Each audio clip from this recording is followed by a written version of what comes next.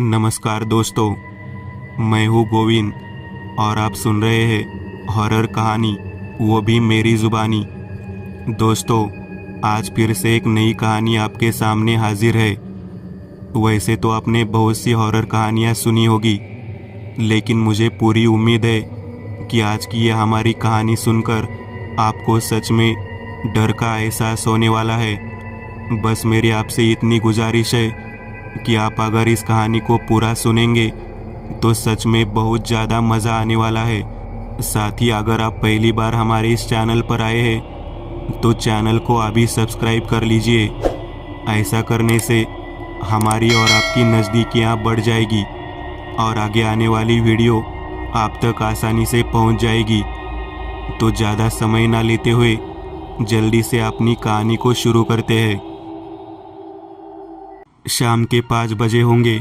वो एसटी कशेड़ी गांव के उस छोटे से स्टैंड पर रुकी और राहुल एक बड़ा बैग लेकर उतरा। वह एक कंपनी में सेल्समैन था। वह आयुर्वेदिक दवाएं बेचने वाली एक कंपनी में काम करता था और आज वह थोक विक्रेताओं को दवाओं के नमूने देने आया था। लेकिन उसकी बाइक सड़क पर खराब हो गई और उसने अनिच्छा से बाइक को एक गैरेज में मरम्मत के लिए छोड़ दिया और एसटी से कशेड़ी पहुंच गया। दरअसल उसे दोपहर 2 बजे तक काम खत्म करना था, लेकिन बाइक में दिक्कत के कारण वह देर से पहुंचा। उसने शाम 7 बजे तक सभी थोक विक्रेताओं को दवा के सैंपल दिए और एसटी स्टैंड पर पहुंच गया।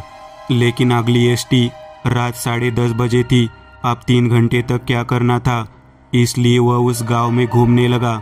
बारिश के दिन थे, इसलिए अंधेरा जल्दी हो रहा था। धीरे धीरे सड़कों पर ट्रैफिक कम होने लगा और तेज बारिश होने लगी। गांव में घूमते घूमते राहुल के पैर दुखने लगे थे, लेकिन वहां का होटल भी जल्दी बंद हो गया था। वह बारिश से बचने के लिए एक बंद दुकान की छत के नीचे खड़ा हो गया। घड़ी में देखा तो 8 बज रहे थे और सब सड़कें पूरी तरह से खाली थी। ऐसे ही राहुल की नज़र थोड़ी दूर एक सिनेमा घर पर गई। फिर भी हमें 3 घंटे बिताने हैं, चलो एक पिक्चर देखते हैं। राहुल सड़क के किनारे खुद को बारिश से बचाते हुए थिएटर में आ गया, लेकिन वहाँ कोई नहीं था, कोई भीड़ या कुछ और नहीं। यह सोचकर कि शायद मूवी चल रही थी इसलिए भीड़ नहीं दिख रही थी, तो वो आगे आ गया। देवानंद की फिल्म बात एक रात की का पोस्टर देखकर राहुल खुश हो गया, क्योंकि उसे पुरानी फिल्में पसंद थी और वो देव साहब का फैन था। इसलिए वो टिकट खिड़की के पास आ गया, लेकिन टिकट खिड़की बंद थी। उसने खिड़की पर दस्तक दी। क्या कोई है? राहुल ने आवाज़ लगाई, लेकिन कोई जवाब नहीं मिला। एक्सक्यूज़ मी, क्या कोई है? राहुल ने टिकट खिड़की के अंदर झांका और फिर से आवाज़ दी, बोलिए सर। अचानक टिकट खिड़की के अंदर से एक आदमी बोला। अचानक उसका चेहरा सामने आने से राहुल घबरा गया। मुझे एक टिकट दो। पिक्चर शुरू हुए कितना समय हो गया? अपने आप को संभालते हुए राहुल ने पूछा। चिंता मत कीजिए सर, जब तक आप अंदर नहीं जाएंगे पिक्चर नहीं चलेगी। आदमी ने अजीब ढंग से कहा। यह टिकट लो, 2 रुपये दो। आदमी ने कहा, क्या केवल 2 रुपये? अरे अंकल, आप किस युग में हैं? आजकल कोई भी कम से कम 50 रुपये दिए बिना थिएटर के अंदर नहीं छोड़ते। राहुल ने कहा, सर यहाँ का रेट यही है, आप सिर्फ 2 रुपये चुकाइए। आदमी ने कहा, अच्छा ठीक है, लियो। कहते हुए उसने 2 रुपये उसके हाथ पर रख दिए और टिकट लेकर अंदर जाने लगा। वह उस थिएटर के मुख्य दरवाजे से अंदर जाने लगा। थिएटर बहुत पुराना होगा। थिएटर की बाहरी दीवारों पर ब्लैक एंड वाइट युग की कई तस्वीरें लगी थी। इसमें दिलीप कुमार, राज कपूर, देवानंद की जवानी के दिनों की किसी फिल्म के प्रीमियर की तस्वीरें थी। राहुल को यह अच्छा लग रहा था, लेकिन एक बात जो उसे परेशान कर रही थी वह यह थी कि इसमें किसी भी नए ज़माने की फिल्म का कोई जिक्र या संकेत नहीं था। ऐसा लगता था जैसे वहाँ ब्लैक एंड वाइट युग की फिल्में दिखाई जाती थी और कलर फिल्में कभी दिखाई ही नहीं जाती थी। धीरे धीरे राहुल थिएटर के अंदर घुसने लगा, जहां मुख्य स्क्रीन पर फिल्म दिखाई जाने वाली थी। अंदर बहुत सारे लोग थे। डोर कीपर ने राहुल से टिकट मांगा और उसने दिखाया, कहीं भी बैठ जाओ, कोई टेंशन नहीं। बूढ़े डोर कीपर ने राहुल से कहा। राहुल जाकर दरवाजे के पास तीसरी पंक्ति में बैठ गया। तब तक फिल्म शुरू नहीं हुई थी। विज्ञापन चल रहे थे। कृपया हाल ही में चीन युद्ध में शहीद हुए हमारे सैनिकों की विधवाओं की मदद करें। प्रधानमंत्री राहत कोष का विज्ञापन देखकर राहुल हैरान रह गया और एक जवान लड़के से कहा, जो उसे 2 सीटें छोड़कर बैठा था, अरे ये लोग किस युग में है? 1962 के युद्ध को 50 साल हो गए हैं। उसके लिए अब राशि जमा करने की विज्ञापन। इस पर युवक ने कोई जवाब नहीं दिया, बल्कि विकृत मुस्कान दी। अब पिक्चर शुरू हुई। 1 घंटा बीत चुका था। अब राहुल भी मजे से मूवी का आनंद ले रहा था, लेकिन कुछ चीज़ें उसे परेशान कर रही थी। यानी पिक्चर देखते समय उस हॉल में कई लोग प्रतिक्रिया नहीं दे रहे थे। कोई कुछ नहीं कह रहा था। कोई हास्यप्रद घटनाओं पर प्रतिक्रिया नहीं दे रहा था। मारपीट की घटनाओं पर कोई प्रतिक्रिया नहीं दे रहा था। उसने पूरे हॉल में घूमकर देखा। कम से कम 50 से 60 लोग रहे होंगे, लेकिन थिएटर कब्रिस्तान की तरह खामोश था। ना तुम हमें जानो, ना हम तुम्हें जाने, मगर लगता है कुछ ऐसा, मेरा हमदम मिल गया। गाना खत्म होता है और फिल्म फिर से शुरू होती है। अरे पिक्चर शुरू से क्यों शुरू की? राहुल ने ऊंची आवाज़ में कहा। उसकी बातें सुनकर उस हॉल में आगे की पंक्ति में बैठे सभी लोग तुरंत उसकी ओर मुड़ गए और उसे देखते ही रह गए और थिएटर में लाइट जल गई। इतनी देर तक अंधेरा था कि वह थिएटर में मौजूद लोगों को ठीक से नहीं देख सका, लेकिन अब उसे लगभग 50 से 60 लोग दिखाई दे रहे थे। सभी ने 1960-62 के दौर के कपड़े पहने हुए थे। लोगों की हेयर स्टाइल और वेशभूषा सभी 1960 से 62 के दौर की थी। कैजुअल पैंट, ढीले ढाले कपड़े, महिलाओं के कपड़े भी। यह देखकर राहुल को लगा कि कुछ गड़बड़ है। वह सभी लोग फिर से स्क्रीन की तरफ देखने लगे और लाइट भी बंद हो गई। राहुल ने घड़ी देखी और फिर चौंक गया। रात के 1 बज रहे थे। यह कैसे संभव है? ज़्यादातर 9:30 बज रहे होंगे, लेकिन घड़ी में 1 बज रहा है, राहुल ने खुद से कहा। वह पड़ोस के लड़के से समय का सटीक अनुमान लगाने के लिए पूछता है, भाई क्या समय हुआ है? उसने बिना घड़ी देखे कहा, 1 बजा है। उसकी नज़र स्क्रीन पर टिकी थी। अच्छा, क्या यहाँ रुकने के लिए आसपास कोई लॉज है? राहुल ने फिर पूछा।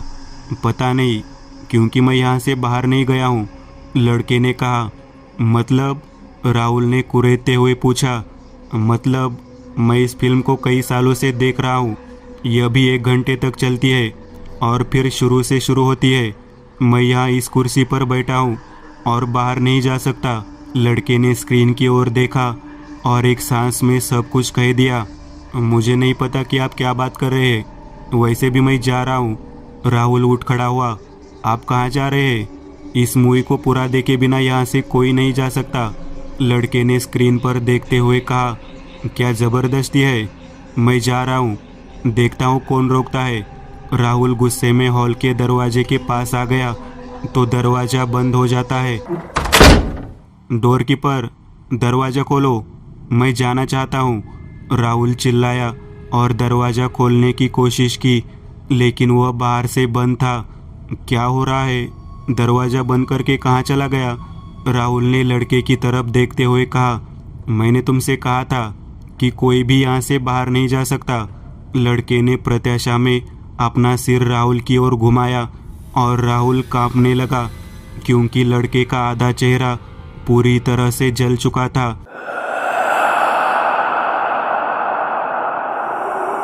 राहुल चिल्लाया और थिएटर के बाईं ओर बने निकास द्वार की ओर भागा। कुर्सियों से अपना रास्ता बनाते हुए वह निकास द्वार के पास आया और दरवाजे को धक्का देकर खोल दिया। वह उस निकास द्वार के माध्यम से हॉल से बाहर निकल गया। यह एक सीढ़ी थी जिसकी सीढ़ियाँ नीचे की ओर जा रही थी। राहुल जल्दी जल्दी सीढ़ियाँ उतरने लगा। 6 से 7 सीढ़ियाँ पार करने के बाद राहुल एक बड़े कैंटीन जैसे हॉल में आ गया। उसे पसीना आ रहा था। वहाँ उसे केवल एक आदमी अपने पीछे खड़ा दिखाई दे रहा था। वह कांपते हुए उस आदमी के पास पहुंचा और पूछा, अरे दादा, बाहर जाने का रास्ता कहाँ है? मैं भी कोई बाहरी रास्ता ढूंढ रहा हूँ, लेकिन मुझे नहीं पता कि मुझे यह कब मिलेगा।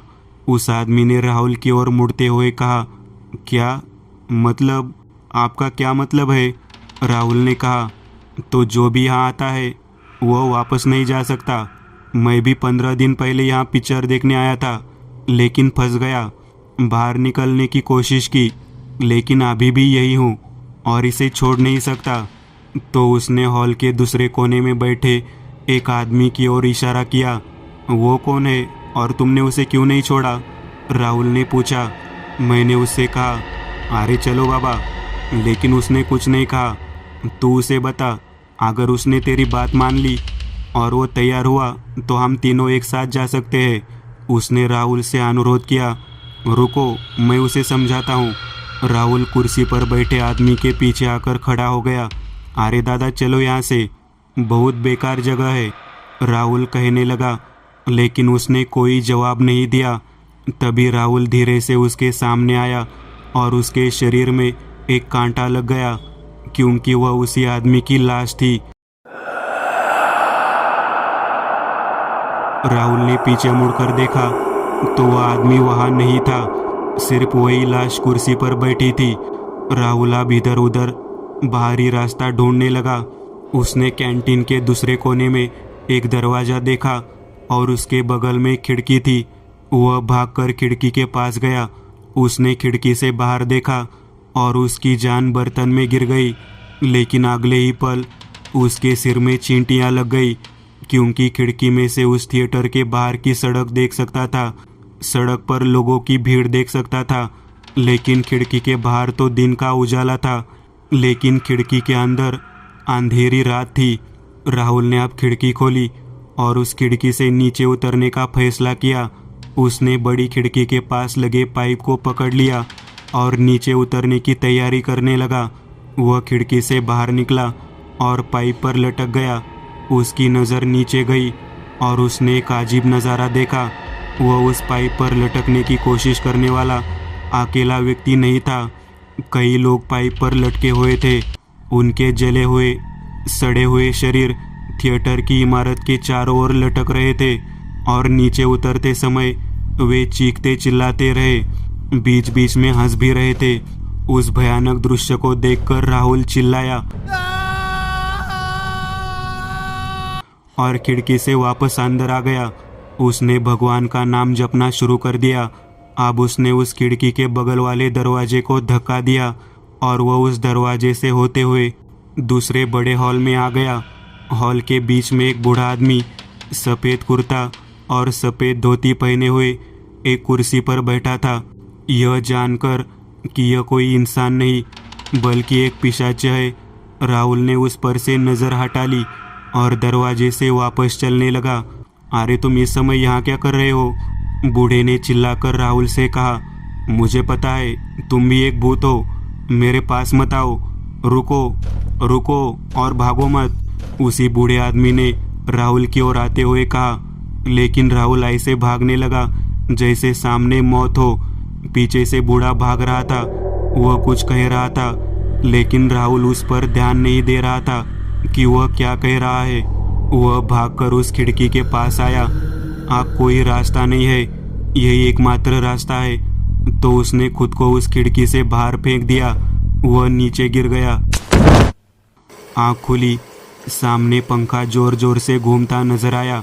वह अस्पताल में था और उसे याद आया कि हम खिड़की से बाहर कूद गए थे, लेकिन उसे ज़्यादा चोट नहीं आई। वह अस्पताल के उस कमरे से बाहर निकला। उसके सामने कांस्टेबल था जो किसी का बयान लिख रहा था। अरे यह वही बूढ़ा आदमी है जो पिछली बार मेरे पीछे दौड़ रहा था। राहुल को याद आया। जैसे ही राहुल उसे पूछताछ करने के लिए उसकी ओर बढ़ता है, वह तब चौंक जाता है जब वह वार्ड बॉय द्वारा स्ट्रेचर से शव ले जाते हुए देखता है, क्योंकि वह लाश राहुल की ही थी। वो वापस गया और बूढ़े आदमी और सिपाही की बातचीत सुनने लगा। सर, वह थिएटर कई साल पहले आग में जलकर खाक हो गया था। मेरे पिता वहाँ डोर कीपर थे। इस पिक्चर का बड़ा शो हुआ। शॉर्ट सर्किट से आग लग गई। कोई 65 साल रहे होंगे। आग में 70 लोग मर गए। मेरे पिता भी उसी आग में मर गए।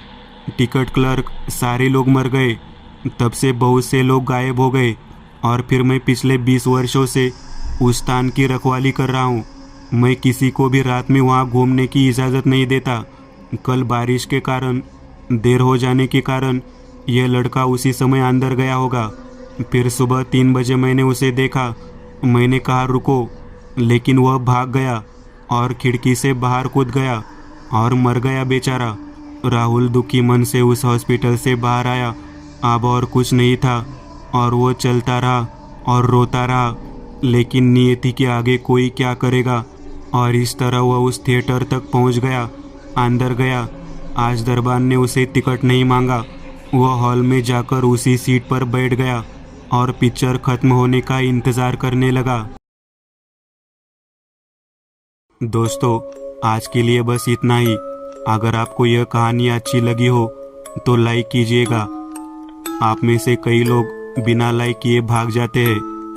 अगर आपने वीडियो को लाइक किया तो मुझे अच्छा लगेगा और ऐसी ही डरावनी कहानियाँ बनाने के लिए मुझे एनर्जी मिलेगी। तो लाइक ज़रूर करिएगा और अभी तक आपने चैनल को सब्सक्राइब नहीं किया तो तुरंत सब्सक्राइब करिएगा और बगल वाली घंटी को दबाना ना भूलिएगा।